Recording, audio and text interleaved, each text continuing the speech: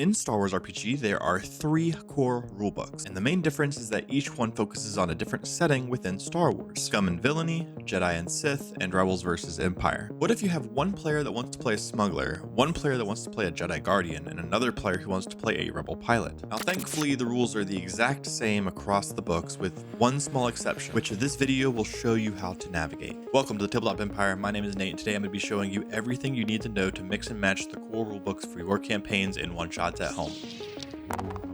A quick disclaimer, there's no right way to mix and match these books, as there are no official rules for it. What I'm sharing today is how I do it as a GM in hopes that it helps you. By the way, blast a like if you find this video helpful. So I'm going to start by going over the mechanics of mixing the books, and then I'm going to clarify with some specific examples. The only mechanic that's not the same across the 3 books that poses any issues to players playing in different books is going to be morality, obligation, and duty, and these are found in character creation. So to give a brief overview, Edge of the Empire's obligation is a tangible or intangible debt the player has. Maybe this is a bounty, maybe this is an addiction, maybe this is just a strong sense of loyalty and responsibility to someone or something. Age of Rebellion's duty is going to be a player's specific focus within the rebellion. So this could be intelligence or sabotage or recruiting and so on. Force and Destiny's morality is going to be how close to the light or dark side the Jedi character is. And each of these has options for bonus starting credits or XP during character creation. So let's get into how to actually do this.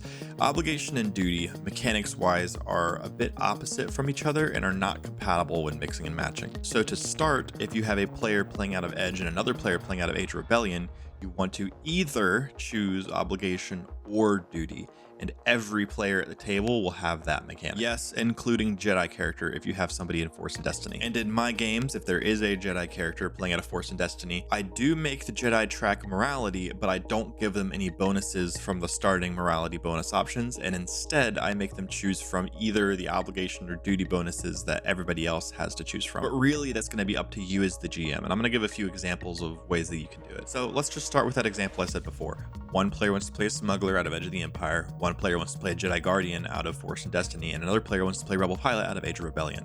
What do you do? The most important thing is to make sure that the GM and the players choose a general type of story that they want to tell together before they start making characters. If one person wants to play Rebel and nobody else does, that's more of a story issue than a how to mix and match issue. However, theoretically, you could have a Rebels game that has smugglers and Jedi in it. I mean, just look at A New Hope. So going back to the example, you have one from each book. Let's assume it's a Rebels type story that these other characters are getting plugged into.